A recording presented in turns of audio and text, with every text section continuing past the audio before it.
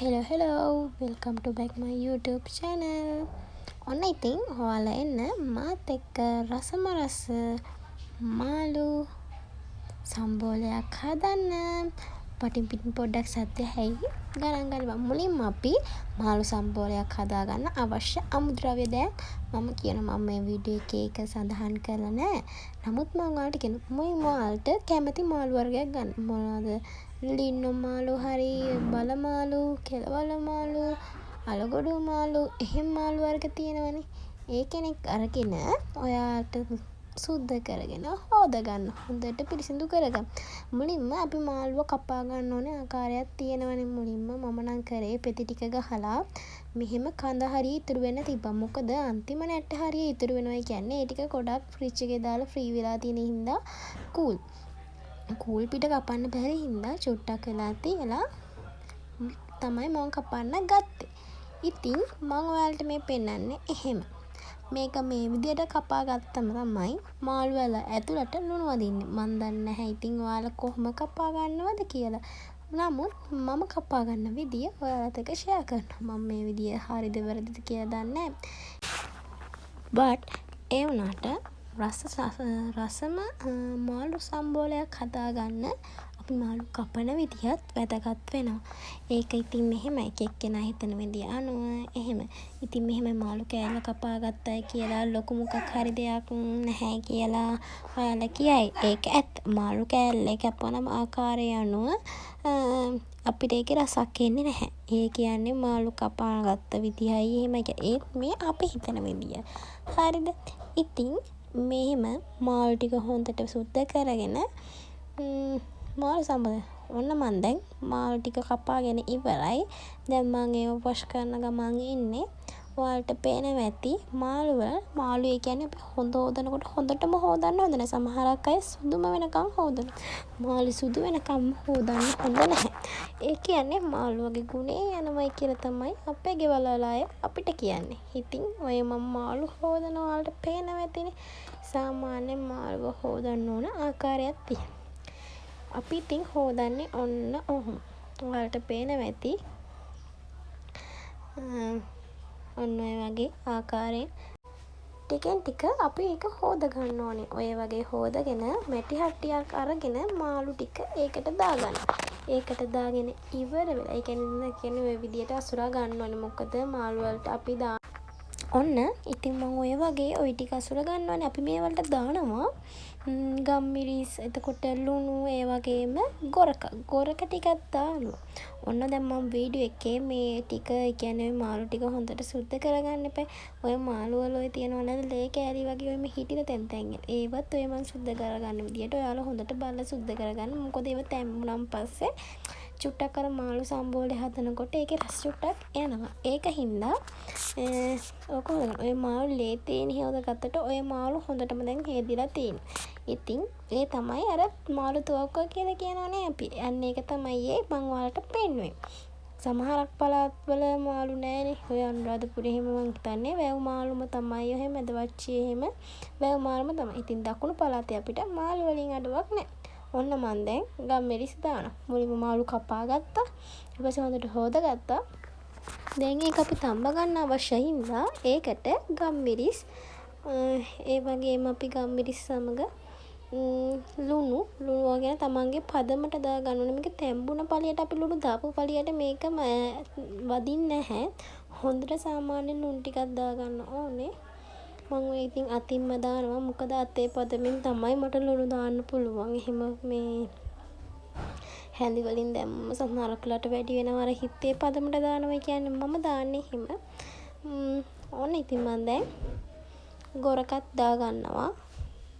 මොකද ගොරක කියන්නේ අපිට අවශ්‍යම දෙයක්. මාළුවක් ඇඹුල් තියනකොටවත් ඒවා අවශ්‍ය වෙනවා. ඒකින්ද ගොරක අනිවාර්යෙන්ම ඔයාලා දාන්න ඕනේ. මම දැන් ඉතින් ඔය ටික දාලා වතුර දාගන්න. මේක තඹ ගන්න වතුරෙන්නේ. ඔය ගොරක එහෙම තියෙනවා නම් ටිකක් මේව කරගන්න. දැන් අපි ඒක තැම්බෙන්න තියලා අපි යමු අවශ්‍ය මෙන්න මේ ද්‍රව්‍ය කපා ගන්න. අපිට ඕනේ අමු මිරිස්, ඒ වගේම තක්කාලි, ලොකු ලුණු. නැත්නම් අපි ඒවට කියන බී ලුණු කියලා. අපි දැන් ඉතින් ඒව කපා ගමු. ඔන්න මන් දැන් ඒවා දාලා සුද්ධ කරගන්න තමයි හදන්නේ. ඔයාලට පේනවා ඇති සාමාන්‍ය සයිස් එකේ ගන්න ඕනේ ලුණු. දැන් මම ඒව සුද්ධ කරගත්තා. සුද්ධ කරගෙන ගමන් අපි බලමු දැන් අපේ මාළු තැම්බෙනවද කියලා. ඔන්න ඉතින් අපේ මාළු ටික තැම්බෙන ගමන් මම මැටි හැටියෙන් අයින් කළා. යකඩ හැටියෙන් තිබ්බ ඉක්මනට තැම්බෙන්න ඕන හින්දා අවුමිරිස් කපා ගන්නකොට සාමාන්‍යයෙන් ඒක දෙකට මැද්දෙන් පාරලා කපා ගන්න. ඒකේ තියෙන සැර අපිට අවශ්‍ය වෙනවා. ඒ කියන්නේ කොච්චර සැර දැම්මත් ඒකේ අර අපි අවුමිරිස් වල තියෙනවනේ මෙහෙම කපා ගන්න ඕනේ කියලා විදියක් මෙහෙම කපා ගත්තම ඒක චුට්ටක් වැදගත් වෙනවා. අපේ මේක රස වෙන්නත් අපිට ඒ කපන ආකාරයේ ඒ අනුව තමයි අපේ මාළු සම්බෝලේ රස වෙන්නේ. ඉතින් දැන් කමන් ඉස්සරල කපාගත්ත ලුණු ටික ගාවින්ම අයින්ට කරලා අපේ අවුමිරිස් ටිකත් අපි එතනින්ම තියාගමු. අවුමිරිස් ඉතින් කරලක් විතර මදි. අවුමිරිස් කරල් දෙකක් විතර අපි යොදා ගන්නවා. ඔයාලට පේනවා ඇති මම අවුමිරිස් කරල් 3 හරියටම ගත්තේ. තක්කාලිත් එක්ක.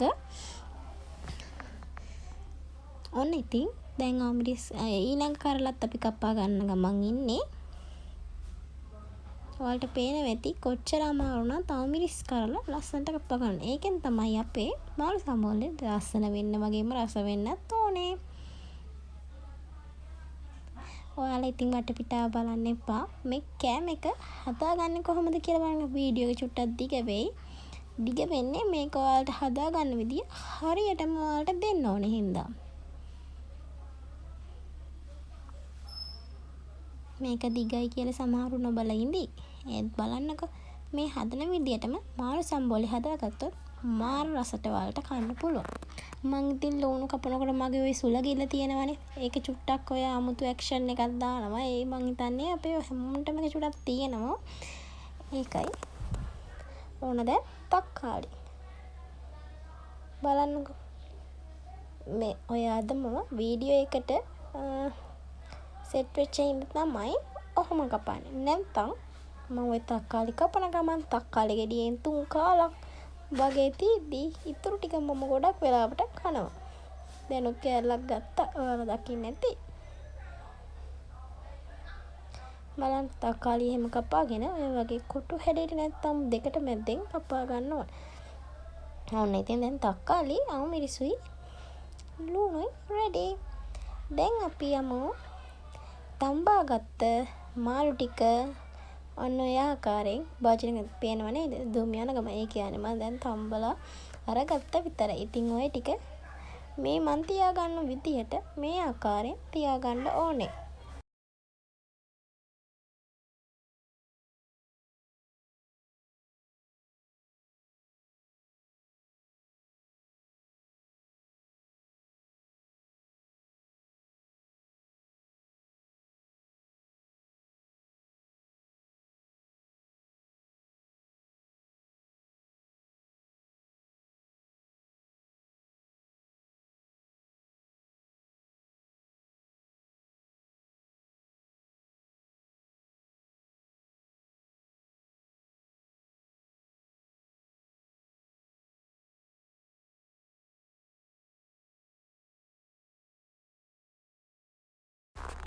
ඔන්න ඉතින් දැන් මාළු ටික අපි කොහෙන් හරි ගත්තා. දැන් ඔය කපාගත්ත ලුණු ටික මැටි පාචනයකට නැත්නම් මැටි හැටියකට මේ විදියට අපි දාගන්න ඕනේ.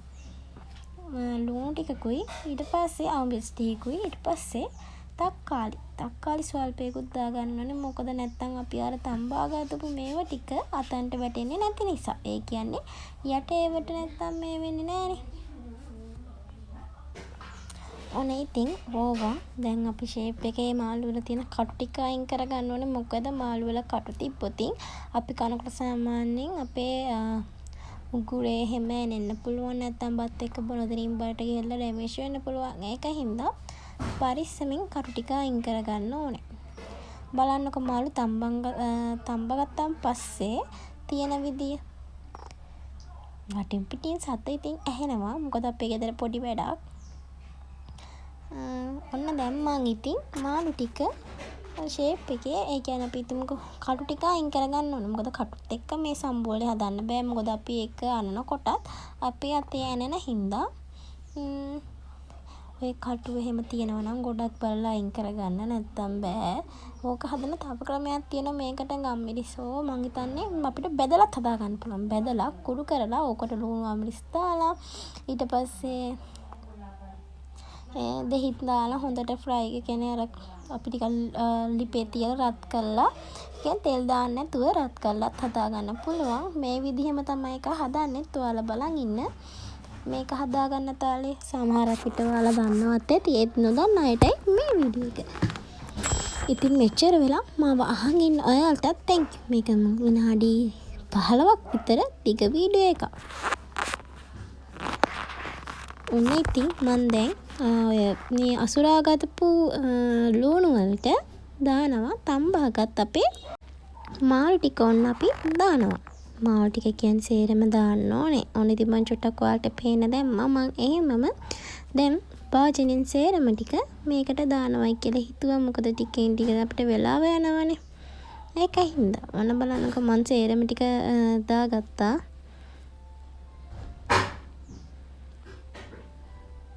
ඊට පස්සේ ඔය මන් දාගත්තු අමු මිරිස් තක්කාලි ලුණු සේරම ටික උඩට දාගන්න. ඒ කියන්නේ මොකද ඒවල යුස මේ වෙන්න එපා. ඊට පස්සේ ඔයාලා බලන් ඉන්න මම ඒ වෙලාවෙම භාජනය හොදනවා. දැන් අර මේවා ටිකට අපි ගම්මිරිස්, කෑලි මිරිස්, ඒ වගේම ලුණු තමන්ගේ හිතට ඇති වෙන තරමක් දාගන්න. මම මේ වෙලාවේදී මට හිතට ඇති කියලා දාගත්තා. ඊට පස්සේ තේරුණා ගොඩක් තියෙන හින්දා මේ ටික මදි. ඊට හින්දා මං ඊට පස්සේ සේරම ටික හැරුවා. මං ඒත් හිතුව වැඩි වෙයි කියලා. නමුත් වැඩි වුණේ නැහැ. ගානට ගියා. ලුණු අපි කොච්චර දාගත්තද මදි.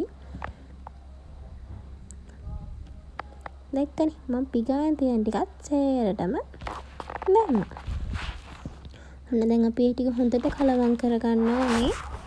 කලවම් කරගත්තේ නැති වුණොත් ඒකේ රස වෙනස් වෙනවා. ඒ කියන්නේ අපි හැන්දකින් එහෙම මේව කරගත්තොත් ඒකේ රසය වෙන විදියක් අපි ඔය වගේ අතින් අනුවතින් ඒකේ රස වෙන විදියක්.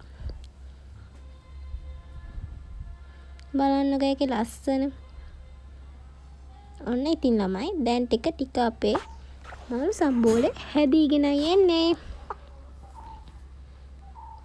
මම මේ නිහඬතාවයෙන් මේක දිහා බලන් ඉන්නේ රසම රස මාළු සම්බෝලයක් එක මේක අපිට බත් එක්ක ඕන දෙයක් එක්ක කන්න පුළුවන්. විශේෂයෙන් මේ මාළු සම්බෝලේ පාන් ටෝස්ට් ඒව හදනකොට මේ මම ලුණු ටිකක් දා ගන්නවා. මට අර කොච්චර ලුණු දැම්මයි කියලා අපි කිව්වනේ හිතේ පදවල ලුණු නැහැ කියලා. ඒකින්ද මම ඕන ලුණු ටිකක් දාගත්තා.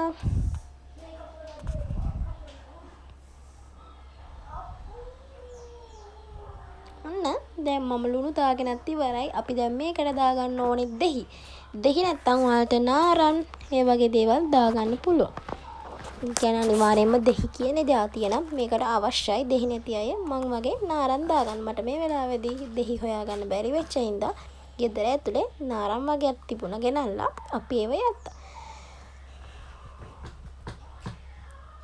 ඔන්න ඔය වගේ නාරන් ටික මේව කරගන්න. මම මේක ඉතින් වොයිස් කරන්නේ වීඩියෝ එක කරලා ඉවරුනම පස්සේ. මොකද වටේ පිටාවේ පොඩ්ඩක් සද්ද ඇහෙනවා. ඔයාලා ගණන් ගන්න එපා. අවසාන වෙනකම් මේ වීඩියෝ එක බලන්න. මාර රසට ඇත්තම කිව්වොත් මේක මාරම රසයි. හදලා බලන්න. මට ඔයාලට කියන්න වචන නැහැ. මට දැන් මේක කියනකොටත් බලන් ඉන්න බෑ. දැන් මම මේක හදලා පැය භාගයක් විතර වෙනවා. දැන් අපේ අම්මා උයන ගමන් ඉවර වුණාන් පස්සේ මම මේකත් එක්ක බත් කන්නයි දැන් ලෑස්තිලා ඉන්නේ.